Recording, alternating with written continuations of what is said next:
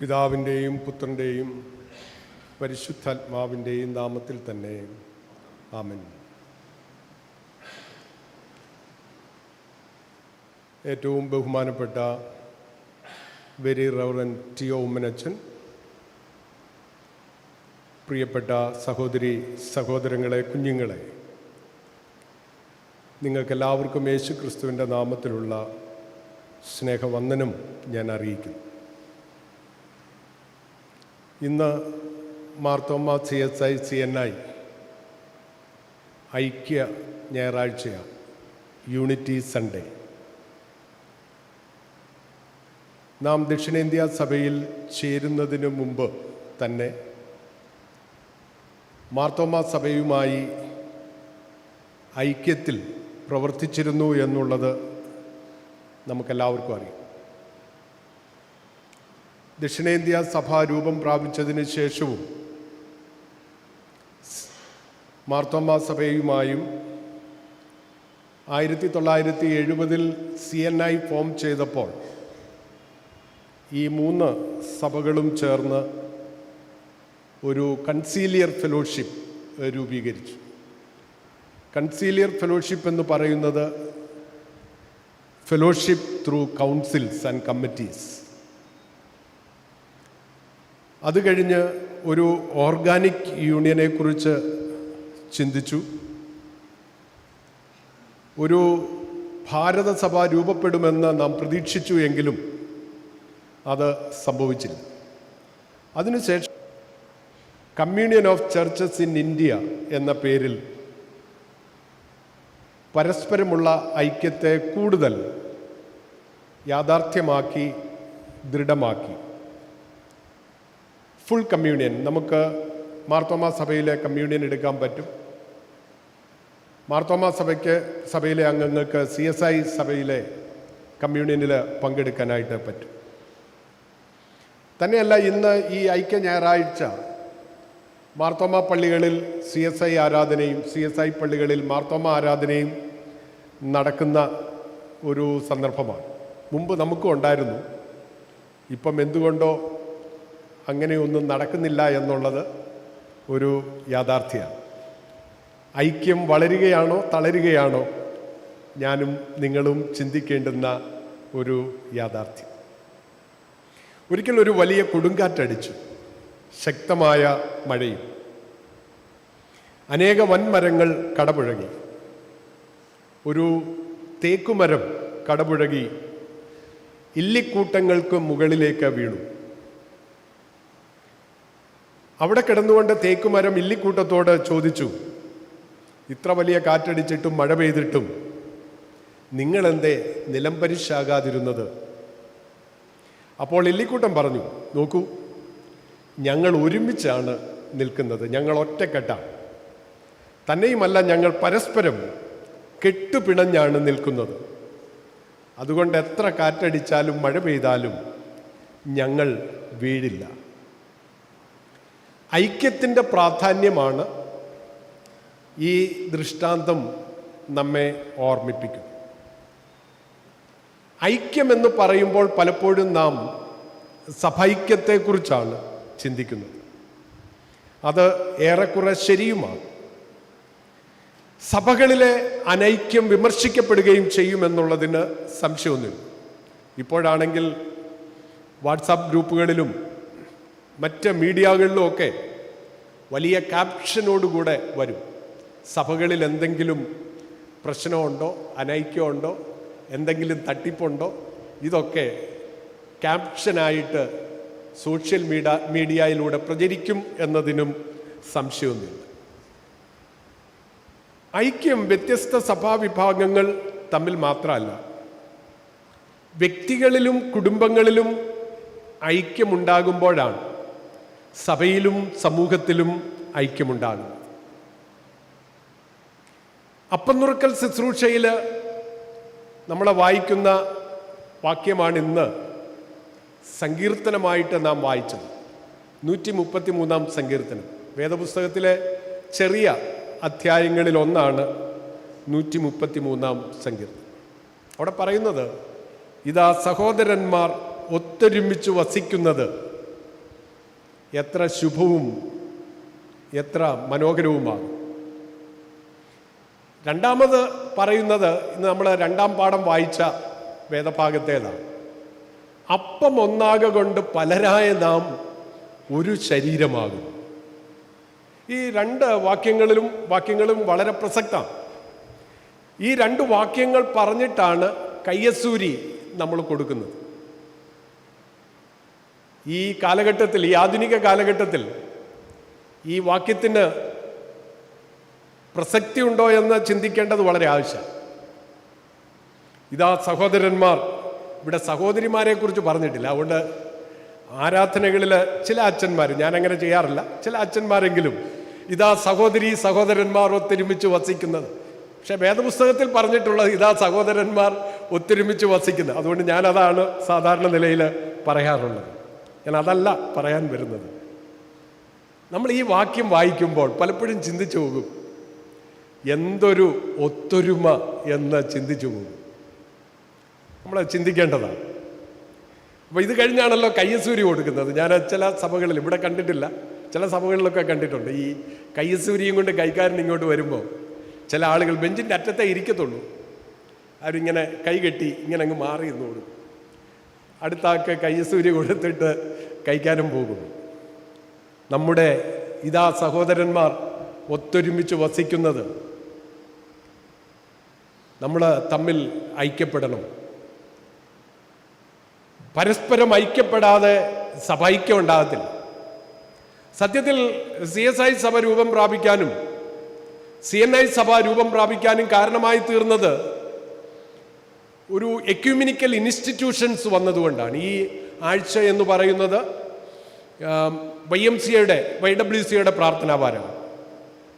ഈ YMCA YWCA ഒക്കെ വന്നതാണ് സഭൈക്യത്തെക്കുറിച്ച് ചിന്തിക്കാൻ കാരണമായിട്ട് തീർന്നത്. കാരണം ഓർത്തഡോക്സുകാരും യാക്കോബക്കാരും CSIക്കാരും മർത്തോമക്കാരും ഈവൻ കത്തോലിക്കരും ഒക്കെ ഒരുമിച്ച് ചേർന്നാണ് YMCA നടത്തുന്നത്, YWCA ഒക്കെ നടത്തുന്നത്.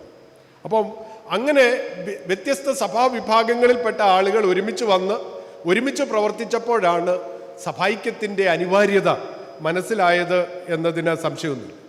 പിന്നെ നമ്മുടെ സായിപ്പന്മാരെ സംബന്ധിച്ചിടത്തോളം അത്യുഷ്ണം അവർക്ക് സഹിക്കാൻ പറ്റത്തില്ല. ആ സമയത്ത് അവർ ഊട്ടിയിലേക്ക് പോകും, അല്ലെങ്കിൽ കൊടൈക്കനാലിലേക്ക് പോകും.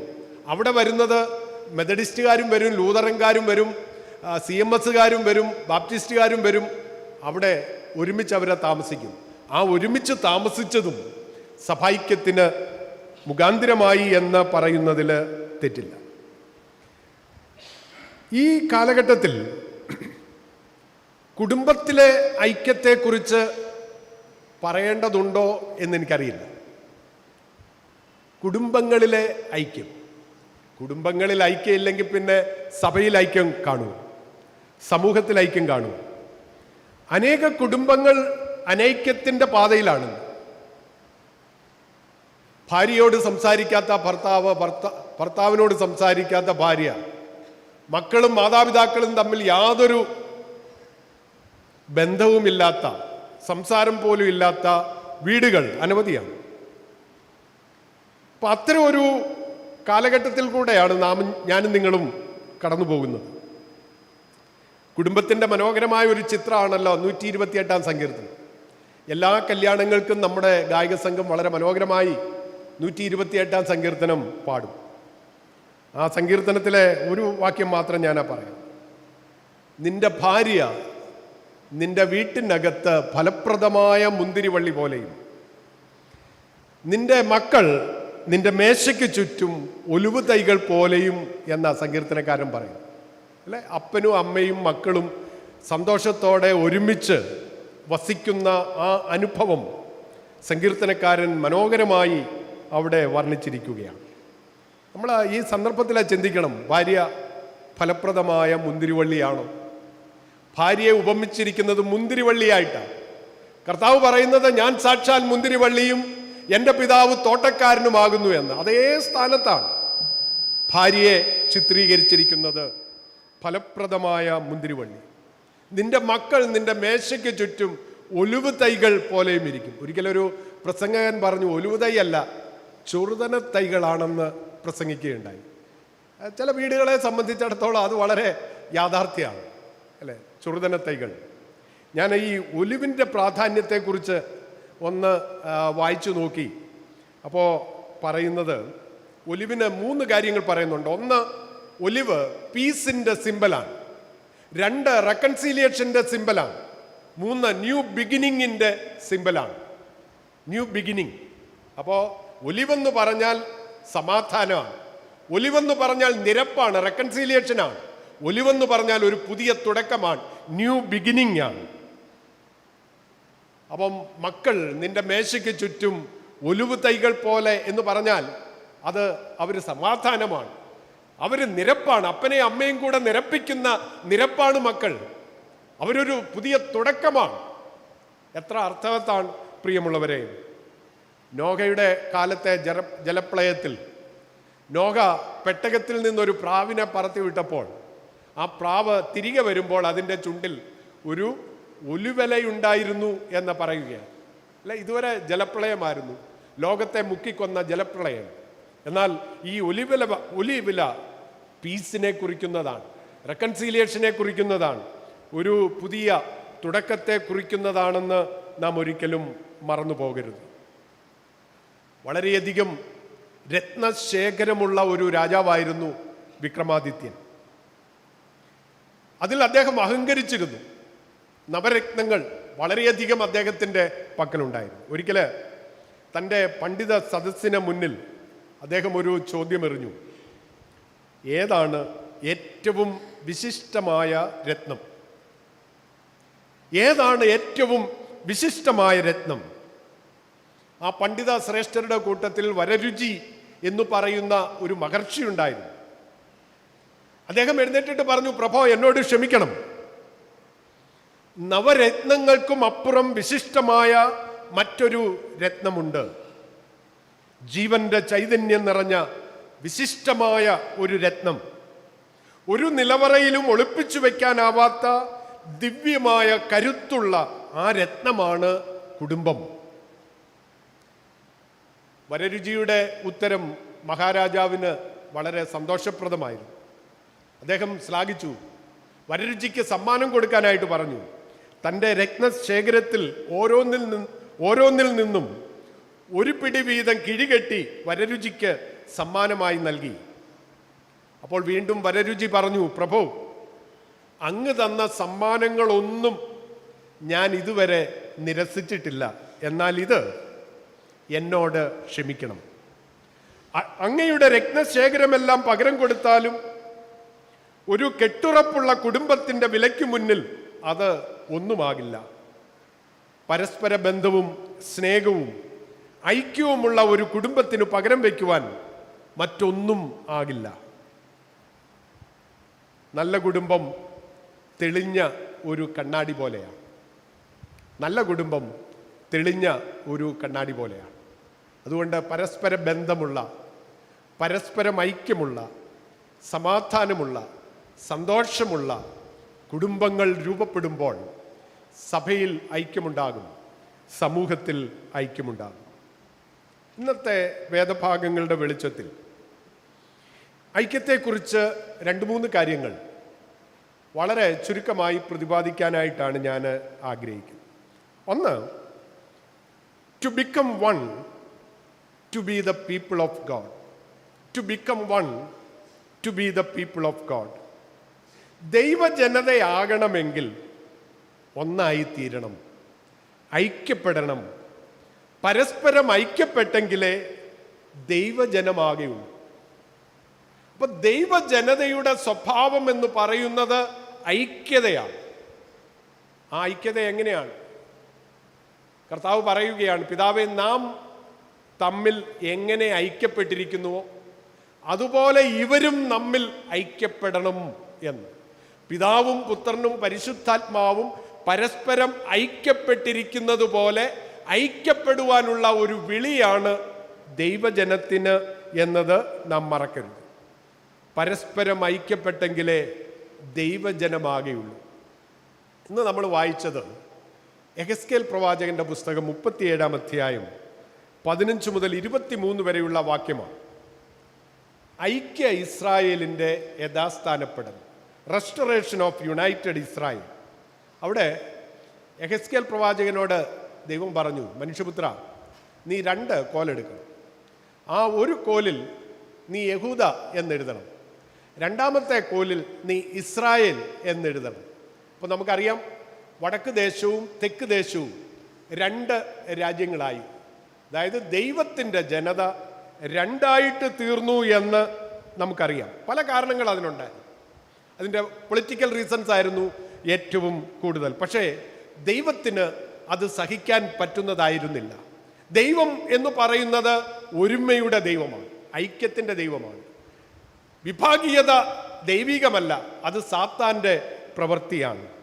എന്നിട്ട് പ്രവാചകനോട് പറഞ്ഞു, നീ ഒരു കോലിനോട് മറ്റേ കോലും ചേർത്ത് ഒരു കോലാക്കുക, ഒന്നാക്കി തീർക്കുക എന്ന് പറഞ്ഞു. അതുകൊണ്ട് അതെന്താ സൂചിപ്പിക്കുന്നത്? ഇനി അവർ തെക്കും വടക്കും എന്ന് പറയുന്ന 2 രാജ്യമല്ല, ഇനി അവർ 2 ജാതിയുമല്ല, ഏക ജാതിയായി തീരും. ഒരു രാജാവ് അവർക്കെല്ലാവർക്കും രാജാവായിരിക്കും. നമുക്കറിയാമല്ലോ ഒരു സ്ലോഗൻ, ഒരു ജനത, ഒരു രാജ്യം, ഒരു രാജാവ്. ഇത് ഇന്നും ലോകത്തിൽ മുഴങ്ങിക്കേൾക്കുന്ന ഒരു സ്ലോഗനാണ്. ഒരു ജനത, ഒരു രാജ്യം, ഒരു രാജാവ്. വിഗ്രഹാരാധനയോ മ്ലേച്ഛതകളോ അതിക്രമമോ മൂലം തങ്ങളെ തന്നെ ഇനി അവർ മലിനമാക്കുകയില്ല. കാരണം അവരെ പാപത്തിൽ നിന്ന് രക്ഷിച്ച് വിശുദ്ധീകരിക്കും. ദൈവം പറയുകയാണ്, ഞാൻ അവർക്ക് ദൈവമായും അവർ എനിക്ക് ജനമായിട്ടും ഇരിക്കും. അപ്പോൾ ഐക്യത്തിൻ്റെ ഏറ്റവും പ്രധാനപ്പെട്ട ശ്രേഷ്ഠത എന്ന് പറയുന്നത് ദൈവം താൻ അവരുടെ ദൈവമായി അവരോട് കൂടെ ഇരിക്കും, അവർ എനിക്ക് ജനമായിരിക്കും. നാം ദൈവത്തിൻ്റെ വകയായി തീരുമ്പോൾ, ദൈവത്തിൻ്റെ ജനതയായി തീരുമ്പോൾ, പ്രിയമുള്ളവരെ, അവിടെ ഐക്യമുണ്ടാകും എന്നതിന് സംശയമൊന്നുമില്ല. ഇതിൻ്റെ ക്ലൈമാക്സാണ് നമ്മൾ വെളിപ്പാട് പുസ്തകത്തിൽ കാണുന്നത്. ഇതാ മനുഷ്യരോടുകൂടെ ദൈവത്തിൻ്റെ കൂടാരം. നാം ഇനി ക്രിസ്മസ് ആഘോഷിക്കാൻ പോകുകയാണ്. ദൈവത്തിൻ്റെ പുത്രൻ്റെ പേര് ഇമ്മാനുവേൽ എന്നാണ്. അതിൻ്റെ അർത്ഥം നമുക്കറിയാം, ദൈവം നമ്മോടുകൂടെ. ഇതാ മനുഷ്യരോടുകൂടെ ദൈവത്തിൻ്റെ കൂടാരം. ദൈവത്തിലാണ് ഐക്യം സാധ്യമാകുന്നത്. ദൈവത്തെ കൂടാതെ ഐക്യമില്ല. ഐക്യം സാധ്യമാക്കുന്നത് ദൈവമാണ്. CSI സഭയെക്കുറിച്ച് ഞാൻ എപ്പോഴും പറയുന്നത് അതൊരു ദൈവകൃപയുടെ സഭയാണെന്നാണ്. ഇപ്പോൾ അങ്ങനെ പറയാൻ പറ്റുമെന്നൊന്നും എനിക്കറിയത്തില്ല.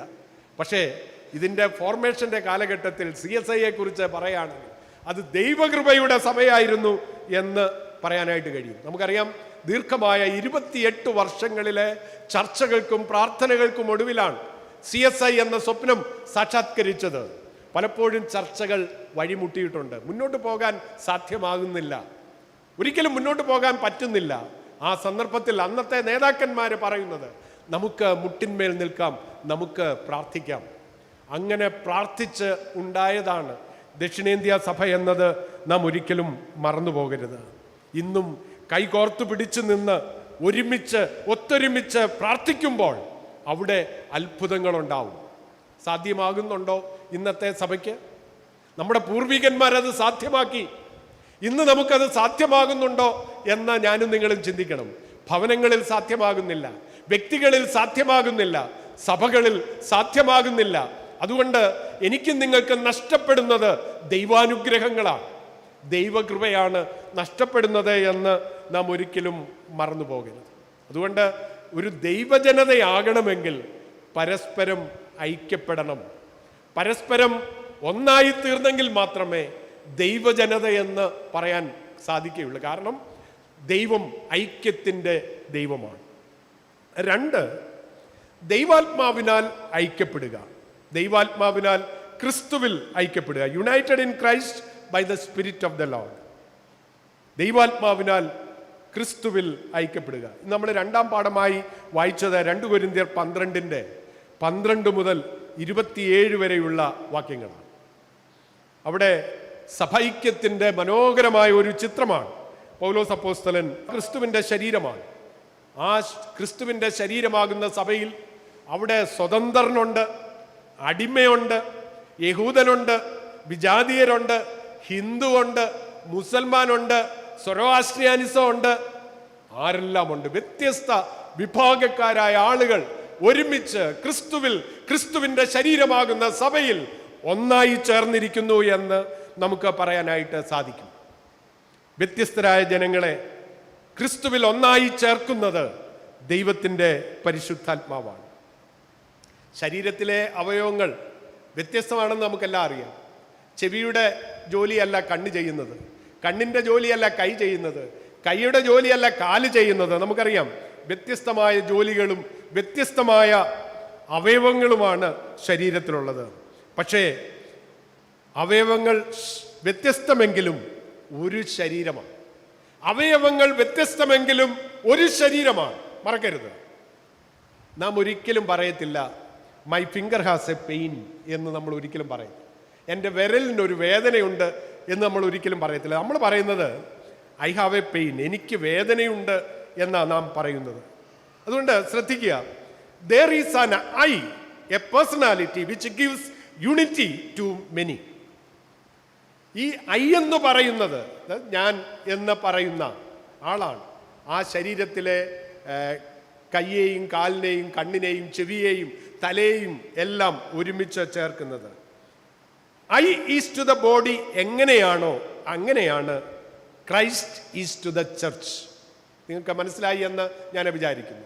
നമ്മുടെ ശരീരത്തിലെ ഐ എന്ന് പറയുന്നത് എങ്ങനെയാണോ അതുപോലെയാണ് Christ is to the church. അവനിലാണ് വ്യത്യസ്ത ഭാഗങ്ങൾ ഐക്യം കണ്ടെത്തുന്നത്. സഭയിലെ സൗന്ദര്യപ്പിണക്കങ്ങളും സ്വാർത്ഥതയും വിഭാഗീയതകളും കാരണം ക്രിസ്തുവിൻ്റെ ശരീരമാകുന്ന സഭ പിച്ചി ചീന്തപ്പെടുകയാണ്, അല്ലേ? സോഷ്യൽ മീഡിയകളിൽ മറ്റ് സമൂഹങ്ങളുടെ മധ്യത്തിൽ പിച്ചി ചിന്തപ്പെടുകയാണ്. ഇതിൻ്റെ കാരണം എന്താ? ചില പടലപ്പിണക്കങ്ങൾ, ചില സ്വാർത്ഥപരമായ കാര്യങ്ങൾ, ചില വിഭാഗീയതകൾ. ഇതൊക്കെ ക്രിസ്തുവിൻ്റെ ശരീരത്തെ വേദനിപ്പിക്കുന്നു എന്നത് നാം ഒരിക്കലും മറന്നു പോകരുത്. ഒരു ശരീരം ആരോഗ്യമുള്ളതും കഴിവുള്ളതുമാകണമെങ്കിൽ ശരീരത്തിലെ ഓരോ അവയവവും പൂർണ്ണമായി പ്രവർത്തിച്ചെങ്കിൽ മാത്രമേ സാധിക്കുകയുള്ളൂ. നാം തിരിച്ചറിയേണ്ട ചില കാര്യങ്ങളുണ്ട് കേട്ടോ. ഒന്ന്, we ought to realise that we need each other. നാം പരസ്പരം ബന്ധപ്പെട്ടിരിക്കുന്നു, നമുക്ക് പരസ്പരം ആവശ്യമുണ്ട് എന്ന് തിരിച്ചറിയണം. ഈ ചെറുപ്പത്തിൽ അമ്മയൊക്കെ പറയുന്ന ചില പറന്നു പോകുന്ന കാക്കയെ കൊണ്ട് നമുക്ക് ഉപകാരമുണ്ട്. നമ്മൾ കേട്ടിട്ടുണ്ട്, പറന്നു പോകുന്ന കാക്ക നമുക്ക് എന്താ ഉപകാരം? പക്ഷേ നമ്മുടെ പൂർവികർ നമ്മെ പഠിപ്പിച്ച പറന്നു പോകുന്ന കാക്കയെ കൊണ്ടും നമുക്ക് ഉപകാരമുണ്ട്. So we ought to realise that we need each other. നാം പരസ്പരം ബന്ധപ്പെട്ടിരിക്കുകയാണ്. നമ്മൾ കഴിക്കുന്ന അരി അല്ലെങ്കിൽ ബ്രെഡ് അല്ലെങ്കിൽ ഏതെങ്കിലും ഒരു ഫിനിഷ്ഡ് പ്രോഡക്റ്റ്, അതിൻ്റെ പിന്നിൽ എത്രയോ ആളുകളുടെ കഠിനാധ്വാനമുണ്ട്. കണ്ടമൊരുക്കി വിതച്ചു, അത് കൊയ്തു, അത് മില്ലിൽ കൊണ്ടുപോയി കുത്തി അരിയാക്കി ഫ്ലവറാക്കി, എന്തല്ല എത്ര ആളുകൾ അതിൻ്റെ പിന്നിലുണ്ട്. അപ്പോൾ ഞാനും നിങ്ങളും എത്രമാത്രം പരസ്പരം ബന്ധപ്പെട്ടിരിക്കുന്നു എന്ന് നമുക്ക് ചിന്തിക്കാനായിട്ട് സാധിക്കണം. രണ്ട്, we ought to respect each other. പരസ്പരം ബഹുമാനിക്കാനായിട്ട് കഴിയണം. നമ്മെപ്പോലെ തന്നെ മറ്റുള്ളവരെ ശ്രേഷ്ഠനെന്ന് കരുതാൻ നമുക്ക് കഴിയണം. നിനക്ക് നല്ല വസ്ത്രമൊന്നുമില്ല,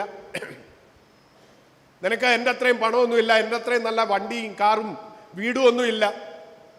അപ്പോൾ പലപ്പോഴും നമ്മൾ അവരെ ഗൗനിക്കാറില്ല. അങ്ങനെയല്ല. നാം ഒരു സഭയിലായിരിക്കുമ്പോൾ എല്ലാവരെയും, ഉള്ളവനെയും ഇല്ലാത്തവനെയും, നല്ല ഷർട്ടുള്ളവനെയും നല്ല ഷർട്ടില്ലാത്തവനെയും, നല്ല വണ്ടിയുള്ളവനെയും വണ്ടി ഇല്ലാത്തവനെയും ഒരുപോലെ റെസ്പെക്റ്റ് ചെയ്യാൻ സാധിക്കണം, ബഹുമാനിക്കാൻ സാധിക്കണം. എങ്കിലേ സഭൈക്യം ഉണ്ടാവത്തുള്ളൂ. ഞാനാണ് ഏറ്റവും ശ്രേഷ്ഠൻ, ഞാനാ ഏറ്റവും പണ്ട് പുരാതനേ ഉള്ള ആള്, നീ ഇന്നലത്തെ പുതു ക്രിസ്ത്യാനിയ എന്ന് പറഞ്ഞാൽ ഐക്യം ഉണ്ടാവത്തില്ല. ഐക്യമുണ്ടാകണമെങ്കിൽ പ്രിയമുള്ളവരെ പരസ്പരം ബഹുമാനിക്കാനായിട്ട് സാധിക്കണം. പരസ്പരം ബഹുമാനിക്കാൻ കഴിയണമെങ്കിൽ ഞാനും നിങ്ങളും മറ്റുള്ളവരുമെല്ലാം ദൈവത്തിൻ്റെ സൃഷ്ടിയാണ്, സഹോദരീ സഹോദരങ്ങളാണ്, ദൈവത്തിൻ്റെ മക്കളാണെന്ന് പരസ്പരം തിരിച്ചറിയുമ്പോഴേ നമുക്ക് ബഹുമാനിക്കാനായിട്ട് സാധിക്കുകയുള്ളൂ. മൂന്നാമത് അതിനോട് ചേർന്ന് എനിക്ക് പറയാനുള്ളത്, we ought to sympathise each other. ഒരാൾക്ക് ഈ ശരീരത്തിലെ ഒരവയവത്തിന് ഒരു കേട് പറ്റിയാൽ, ഒരു പോറൽ പറ്റിയാൽ, ഒരു ഒടിവ് പറ്റിയാൽ, ആ വേദന ആ കൈ മാത്രമല്ല, കാല് മാത്രമല്ല, ശരീരം മുഴുവനും വേദനിക്കും. അത് നമ്മൾ ഓർക്കണം എപ്പോഴും. അതുകൊണ്ട് നമുക്ക് we ought to sympathise each other, മറ്റുള്ളവരോട് സഹതാപം കാണിക്കാൻ കഴിയണം. ഐ എം സോറി എന്ന് പറഞ്ഞാൽ പോരാ, പ്രവർത്തിക്കാൻ കഴിയണം. കഴിഞ്ഞ ദിവസം ആശുപത്രി കിടന്നുകൊണ്ട് ഒരാളെന്നെ വിളിച്ചു, അച്ഛാ ഒരു വലിയ എമൗണ്ട് ആവും ബില്ല്, പണമില്ല. നമ്മുടെ അങ്ങാ നമുക്ക് എന്ത് ചെയ്യാൻ കഴിയും? We ought to sympathise each other. ഇത് ഞാൻ ഭംഗിക്ക് പറഞ്ഞതല്ല കേട്ടോ. അതുകൊണ്ട് നിങ്ങൾ ആരെങ്കിലും നിങ്ങൾക്ക് മറ്റുള്ളവർക്ക് കൊടുക്കാൻ താല്പര്യപ്പെടുന്നുവെങ്കിൽ നിങ്ങൾ പോകുന്നതിന് മുമ്പ് അത് ട്രഷറാറിൻ്റെ കയ്യിൽ ഏൽപ്പിച്ചാൽ തീർച്ചയായിട്ടും ആ വ്യക്തിക്ക് നാളെ ഹോസ്പിറ്റൽ ബില്ല് അടയ്ക്കാൻ കൊടുക്കുന്നതായിരിക്കും. അതുകൊണ്ട് നമ്മൾ പരസ്പരം അറിയണം, പരസ്പരം മനസ്സിലാക്കണം, ഒരാളുടെ വേദന തിരിച്ചറിയണം, മറ്റുള്ളവൻ്റെ വേദന സ്വന്തം വേദന പോലെ കാണാൻ കഴിയണം. ഇല്ലെങ്കിൽ പിന്നെ എന്നാ സഭയാ, എന്നാ ക്രിസ്ത്യാനിയാണ്? മറ്റുള്ളവരും നമ്മളും തമ്മിൽ എന്നാ വ്യത്യാസമാണ്? നമ്മുടെ ജീവിതത്തിൽ അത് നമുക്ക് തിരിച്ചറിയാനായിട്ട് സാധിക്കണം. നമ്മളെല്ലാവരും ദൈവത്തിൻ്റെ മക്കളാണെന്നാണ് നമ്മൾ പറയുന്നത്. നാം ദൈവത്തിൻ്റെ മക്കളാണോ എന്ന് ഇടയ്ക്കിടയ്ക്ക് ചിന്തിച്ചു നോക്കണം. അതിനുള്ള ചില കാര്യങ്ങളാണ് ഞാൻ ഇവിടെ പറഞ്ഞത്. പരസ്പരം നമുക്ക് ആവശ്യമുണ്ട് എന്ന് തിരിച്ചറിയാൻ, we need to each other, പരസ്പരം ബഹുമാനിപ്പിക്കാൻ, പരസ്പരം സിമ്പതൈസ് ചെയ്യാൻ നമ്മുടെ ജീവിതത്തിൽ നമുക്ക് സാധിക്കണം. കാരണം നാം ദൈവമക്കളാണ്, ദൈവത്തിൻ്റെ സൃഷ്ടിയാണ്, ദൈവത്താൽ തിരഞ്ഞെടുക്കപ്പെട്ടവരാണ്. ദൈവം നമ്മെ കൂട്ടിച്ചേർത്തിരിക്കുകയാണ് തൻ്റെ ശരീരത്തിലേക്ക്, തൻ്റെ സഭയിലേക്ക്. അവസാനമായി, ഫലം കായ്ക്കണമെങ്കിൽ ഐക്യപ്പെടണം. ഫലം കായ്ക്കണമെങ്കിൽ ഐക്യപ്പെടണം. Being united we shall bear fruits. ഫലം കായ്ക്കണമെങ്കിൽ നാം ഐക്യപ്പെടേണ്ടതുണ്ട്. ഇന്നത്തെ ചിന്താവിഷയം വൈൻ ആൻഡ് ബ്രാഞ്ചസാണ്. മുന്തിരിവള്ളിയും കൊമ്പുകളും എന്നുള്ളതാണ് ഇന്നത്തെ വിഷയം എന്നത് നമുക്കെല്ലാവർക്കും അറിയാം. പഴയ നിയമത്തിൽ ഇസ്രായേലിനെ കുറിച്ച് പറയുന്നത് മുന്തിരിവള്ളി എന്നാണ്. മുന്തിരിത്തോട്ടമെന്നും ഇസ്രായേലിനെ കുറിച്ച് പറയുന്നുണ്ട്. യെശയ്യാവ് 5:1 മുതൽ 7 വരെയുള്ള വാക്യങ്ങളെ വായിക്കുമ്പോൾ അവിടെ വളരെ മനോഹരമായ ഒരു ചിത്രം പ്രവാചകനെ രേഖപ്പെടുത്തിയിട്ടുണ്ട്. ഒരു വലിയ കുന്നിൻ്റെ മുകളിൽ വളരെ ദൂരെ നിന്ന് ശ്രേഷ്ഠമായ മുന്തിരിത്തൈ കൊണ്ടുവന്ന് നട്ടു. ചുറ്റും വേലി കെട്ടി, മധ്യത്തിലെ ഒരു ചക്ക കുഴിച്ചു നാട്ടി. കാലാകാലങ്ങളിൽ വെള്ളവും വളവും ഒക്കെ കൊടുത്തു. മുന്തിരി വളർന്നു, ഫലം കായ്ച്ചു. വളരെ പ്രതീക്ഷയോടെ ആ തോട്ടക്കാരൻ അത് പഴുത്തപ്പോൾ രുചിച്ചു നോക്കിയപ്പോൾ അദ്ദേഹം പറയുകയാണ്, ഇത് കാട്ടുമുന്തിരിങ്ങയാണ്. പ്രിയമുള്ളവരെ, നമ്മെ പരിപാലിച്ച്, നമ്മെ നട്ട് വളർത്തി വലുതാക്കി ഞാനും നിങ്ങളും കായ്ക്കുന്ന ഫലം, കായ്ച്ച ഫലം കാട്ടുമുന്തിരിയാണോ അതോ നല്ല മുന്തിരിയാണോ ചിന്തിക്കേണ്ടത് വളരെ ആവശ്യമാണ്. യിരെമ്യാ പ്രവാചകന്റെ പുസ്തകം വായിക്കുമ്പോൾ 2:21 വിശിഷ്ട മുന്തിരിവള്ളി എന്ന് പറയുകയാണ്. ദൈവജനത്തെക്കുറിച്ചാണ് ഇത് പറയുന്നത്. പഴയ നിയമത്തിൽ ഇസ്രായേലിനെ കുറിച്ച് പറയുകയാണ് വിശിഷ്ട മുന്തിരിവള്ളി എന്ന്. മക്കാബിയരുടെ നാണയത്തിൽ ഈ മുന്തിരിവള്ളി ആലേഖനം ചെയ്തിരുന്നു. നമുക്കറിയാം, ഈ അടുത്ത സമയം വരെ പഴയ പള്ളികളൊക്കെ നിങ്ങൾ നോക്കുകയാണെങ്കിൽ ഈ പള്ളിയുടെ മുമ്പിൽ ഇങ്ങനെ മുന്തിരിവള്ളിയും മുന്തിരിങ്ങായും ഒക്കെ പടം വരച്ചും കൊത്തിവെക്കുകയും ഒക്കെ ചെയ്തിട്ട് കാണും. ഇപ്പോൾ അതൊക്കെ മാറി. ഇപ്പോൾ വേറെ രീതിയിലേക്ക് നമ്മുടെ ശില്പ വൈദഗ്ധ്യം മാറി എന്ന് നമുക്കെല്ലാവർക്കും അറിയാം. യേശു കർത്താവ് തന്നെക്കുറിച്ച് തന്നെ പറയുകയാണ്, ഞാൻ സാക്ഷാൽ മുന്തിരിവള്ളിയും എൻ്റെ പിതാവ് തോട്ടക്കാരനുമാകുന്നു എന്ന്. പലസ്തീൻ മുന്തിരിയുടെ ഒരു നാടാണ്. അവിടെ സർവ്വസാധാരണമാണ് മുന്തിരി. ധാരാളം പരിചരണം ആവശ്യമുള്ള ഒരു ചെടിയാണ് മുന്തിരി എന്ന് നമുക്കെല്ലാവർക്കും അറിയാം. ഡിസംബർ ജാനുവരി മാസങ്ങളിലാണ് പ്രൂണിങ് നടക്കുന്നത്. 2 തരത്തിലുള്ള ബ്രാഞ്ചസ് മുന്തിരിയിലുണ്ട്. ഒന്ന് ഫലം കായ്ക്കാത്ത കൊമ്പുകൾ, 2 ഫലം കായ്ക്കുന്ന കൊമ്പുകൾ. ഈ ഫലം കായ്ക്കാത്ത കൊമ്പുകളെ അത് മുന്തിരിയുടെ വള്ളിയോട് ചേർത്ത് വെച്ച് കട്ട് ചെയ്ത് കളയും. ഫലം കായ്ക്കുന്ന കൊമ്പുകൾ അധികം ഫലം കായ്ക്കേണ്ടതിന് അതിനെ പ്രൂൺ ചെയ്യുന്നു, ചെത്തി വെടിപ്പാക്കുന്നു എന്ന് കർത്താവ് പറയുകയാണ്.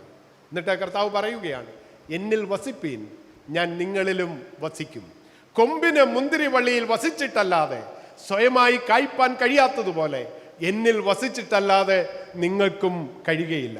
Abiding in Christ, abiding in Christ. ഇതൊരു മിസ്റ്റിക്കൽ യൂണിറ്റിയാണ്. നമുക്ക് ഇത് നിർവചിക്കാൻ വളരെ പ്രയാസമാണ്. ഒരു മുന്തിരിവള്ളിയിൽ അതിൻ്റെ കൊമ്പ് ചേർന്നിരിക്കുമ്പോൾ അത് മുന്തിരി തന്നെയാണ്. നമുക്കത് നിർവചിക്കാൻ പ്രയാസമാണ്. എന്ന് പറയുന്നത് പോലെ നാം ക്രിസ്തുവിൽ ചേർന്നിരിക്കുന്ന അതിൻ്റെ ബ്രാഞ്ചസ് ആണ് എന്നത് ഒരിക്കലും മറക്കരുത്. ഇത് ഈ മിസ്റ്റിക്കൽ യൂണിറ്റി നമുക്ക് അനുഭവിച്ചറിയാൻ കഴിയും. ഞാനിത് പറയുന്നത് നിങ്ങൾ കേൾക്കുന്നതേ ഉള്ളൂ, പക്ഷേ അനുഭവിക്കുമ്പോഴാണ് അതെത്ര മഹത്തരമാകുന്നു എന്ന് നമുക്ക് മനസ്സിലാക്കാൻ സാധിക്കുന്നത്. കൊമ്പ് മുന്തിരിവള്ളിയിൽ വസിക്കുന്നത് പോലെ ഫലം കായ്ക്കണമെങ്കിൽ ഞാനും നിങ്ങളും കർത്താവിൽ വസിച്ചെങ്കിൽ മാത്രമേ ഫലം കായ്ക്കാനായിട്ട് സാധിക്കുകയുള്ളൂ. നമ്മെക്കുറിച്ച് കർത്താവ് ആഗ്രഹിക്കുന്നത് ഫലം കായ്ക്കുക എന്നുള്ളതാണ്. ഫലം കായ്ക്കുക. എന്താണ് ഈ ഫലം എന്ന് പറയുന്നത്? ചക്കയോ മാങ്ങയോ തേങ്ങായോ വല്ലോ ആണോ? എന്താ നാം കായ്ക്കേണ്ടുന്ന ഫലം? ഒന്ന്, റൈച്ചസ് ആക്ഷൻസ്, നീതിയുള്ള പ്രവർത്തികൾ. രണ്ട്, സ്നേഹം. മൂന്ന്, സ്പ്രെഡിങ് ദ ഗോസ്പൽ. ഇതാണ് നമ്മെക്കുറിച്ച് കർത്താവ് ആഗ്രഹിക്കുന്നത്. റൈച്ചസ് ആക്ഷൻസ്, നീതിയുള്ള പ്രവർത്തനമായിരിക്കണം ക്രിസ്ത്യാനിയുടേത്. നീതിയുള്ള പ്രവർത്തനമായിരിക്കണം ഒരു ദൈവ പൈതലിൻ്റെ, സഭാമക്കളുടെ. രണ്ട്, അവർ സ്നേഹമുള്ളവരായിരിക്കണം, പരസ്പരം കരുതലുള്ളവരായിരിക്കണം. നാം അപ്പോസ്തല പ്രവൃത്തികളെ വായിക്കുമ്പോൾ ആദിമസഭയിൽ മുട്ടുള്ളവരാരും അവരുടെ ഇടയിൽ ഉണ്ടായിരുന്നില്ല എന്ന് രേഖപ്പെടുത്തിയിട്ടുണ്ട്. ഇന്നത്തെ സഭയ്ക്ക് അത് പറയാനായിട്ട് സാധിക്കുമോ? ഇന്നത്തെ സഭ അതിനനുസരിച്ച് വളരണം, ആ രീതിയിലേക്ക് ഉയരണം എന്നാണ് എനിക്ക് പറയാനായിട്ടുള്ളത്. മാത്രമല്ല, സ്പ്രെഡിങ് ദ ഗോസ്പൽ, സുവിശേഷം അറിയിക്കുന്നതിൽ നാം ഒരു പരാജയമല്ലേ പ്രിയമുള്ളവരെ? നമ്മൾ എന്ത് സുവിശേഷം അറിയിക്കുന്നു? നമ്മൾ എന്തെങ്കിലും ചെയ്യുന്നുണ്ടോ സുവിശേഷം അറിയിക്കാനായിട്ട്? കർത്താവിനെ കുറിച്ച് കേൾക്കാത്ത ആൾക്കാർ ഇന്നും കേരളത്തിലുണ്ട്. ഇതുവരെ യേശുവിനെ കുറിച്ച് കേട്ടിട്ടില്ലാത്ത ആളുകൾ. ഒരുപക്ഷെ നിങ്ങൾ പറയും അച്ഛൻ ഒരു ഇതിനു വേണ്ടി അടിക്കുന്നതാണ്. അല്ല, യാഥാർത്ഥ്യം അതാണ്. നിങ്ങൾ ഈ കിഴക്കൻ മലയിലൊന്ന് പോകണം. ഞങ്ങൾ ഒരു പ്രാവശ്യം ഒരു ഗ്രൂപ്പിനെ, ഒരു ട്രൈബിനെ തേടി ചെന്നപ്പോൾ അവിടെ ഒരു ചെറിയ മാടമൊക്കെ വെച്ച് താമസം ഉണ്ടായിരുന്നു. ഒരു 3 മാസം കഴിഞ്ഞപ്പോഴത്തേന് ആ മാടവും ഇല്ല, ആളുകളും അവിടെ ഇല്ല. അവർ ഉൾവനത്തിലേക്ക് പോയി. ചൂടാകുമ്പോൾ അവർ ഉൾവനത്തിലേക്ക് പോയി. അങ്ങനെയുള്ള ആളുകൾ ഇന്നും ഉണ്ട്. ശരിയായി വസ്ത്രം ധരിക്കാത്ത ആളുകൾ ഇന്നും നമ്മുടെ കാടുകളിൽ കഴിയുന്നുണ്ട്. നമുക്കവിടെ പ്രവേശനം സാധ്യമല്ല. അതുകൊണ്ട് ഞാൻ പറഞ്ഞേ, കേരളത്തിൽ 35% ക്രിസ്ത്യാനികളുണ്ട് എന്ന് അവകാശപ്പെടുന്ന കേരളത്തിലും യേശുക്രിസ്തുവിനെ കേട്ടിട്ടില്ലാത്ത ആളുകളുണ്ട്. അങ്ങനെയാണെങ്കിൽ കേരളത്തിനപ്പുറമുള്ള വടക്കേ ഇന്ത്യയിലെ സ്ഥിതി എന്തായിരിക്കുമെന്ന് ഞാനും നിങ്ങളും ചിന്തിച്ചു നോക്കിയാൽ മാത്രം മതി. നാം ഫലം കായ്ക്കുന്നത് നല്ല മുന്തിരിയാണോ അതോ കാട്ടുമുന്തിരിയാണോ എന്ന് ചിന്തിക്കണം. ഫലത്തിൻ്റെ അടിസ്ഥാനത്തിലാണ് ന്യായവിധി എന്നത് നാം ഒരിക്കലും മറക്കരുത്. യോഹന്നാൻ സ്നാപകനോട് ചോദിച്ചാൽ അദ്ദേഹം പറയും, ഇപ്പോൾ തന്നെ വൃക്ഷങ്ങളുടെ ചുവട്ടിന് കോടാലി വെച്ചിരിക്കുന്നു. നല്ല ഫലം കായ്ക്കാത്ത വൃക്ഷമെല്ലാം വെട്ടി തീയിലിട്ട് ചുട്ടുകളയുന്നു. മുന്തിരിയിൽ കായ്ക്കാത്ത കൊമ്പുകൾ വെട്ടിക്കളയുന്നുണ്ട്. കായ്ക്കുന്നത് അധികം കായ്ക്കേണ്ടതിന് ചെത്തി വെടിപ്പാക്കുന്നു. അത് ഉണങ്ങിപ്പോകും, അത് ചേർത്ത് തീയിലിടും, അത് വെന്തുപോകും. അതുകൊണ്ട് ഫലം കായ്ക്കുവാൻ നമുക്കിടയാകണമെങ്കിൽ നാം ഐക്യപ്പെടാൻ തയ്യാറാകണം. ക്രിസ്തുവിനോടുള്ള ഐക്യം, പരസ്പരമുള്ള ഐക്യം, ആ ഐക്യത്തിലൂടെ മാത്രമേ എനിക്കും നിങ്ങൾക്കും ഫലം കായ്ക്കാനായിട്ട് സാധിക്കുകയുള്ളൂ. ഫലം എന്താണെന്ന് ഞാൻ സൂചിപ്പിച്ചു. നാം കായ്ക്കുന്നത് നല്ല മുന്തിരിയോ കാട്ടുമുന്തിരിയോ, അതിൻ്റെ അടിസ്ഥാനത്തിലാണ് ഞാനും നിങ്ങളും ന്യായം വിധിക്കപ്പെടുന്നത്. അതുകൊണ്ട് പ്രിയമുള്ളവരെ, നമ്മെ തന്നെ നമുക്ക് ദൈവസന്നിധിയിൽ സമർപ്പിക്കാം. ഐക്യത്തിൻ്റെ ദൈവം നമ്മെ വിളിച്ചു, വേർതിരിച്ചു ഈ ലോകത്തിൽ ഐക്യപ്പെടുവാനായിട്ട്, പരസ്പരം കരുതുവാൻ, പരസ്പരം സ്നേഹിക്കുവാൻ, പരസ്പരം ആദരിക്കുവാൻ ഞാനും നിങ്ങളും വിളിക്കപ്പെട്ടിരിക്കുകയാണ്. ദൈവത്തിൻ്റെ സഭ എന്ന് പറയുന്നത് ക്രിസ്തുവിൻ്റെ ശരീരമാണ്. ആ ശരീരത്തിൽ വ്യത്യസ്ത അവയവങ്ങൾ ഒരുമിച്ച് ഒരു ശരീരമായി ചേർന്നിരിക്കുന്നത് പോലെ ഞാനും നിങ്ങളും ക്രിസ്തുവിനോടും മറ്റുള്ളവരോടും ഒരുമിച്ച് ചേർന്നിരിക്കേണ്ടത് വളരെ ആവശ്യമാണ്.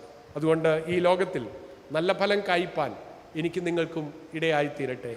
ആയതിന് ദൈവം തൻ്റെ പരിശുദ്ധാത്മാവ് മൂലം നമുക്കെല്ലാവർക്കും കൃപ ചെയ്യുമാറാകട്ടെ. ആമേൻ. ഇപ്പോൾ പിതാവായ ദൈവത്തിനും പുത്രനായ ദൈവത്തിനും പരിശുദ്ധാത്മാവായ ദൈവത്തിനും സകല ബഹുമാനവും മഹത്വവും കാലാവസാനം കൂടാതെ ഉണ്ടായിരിക്കുമാറാകട്ടെ. ആമേൻ.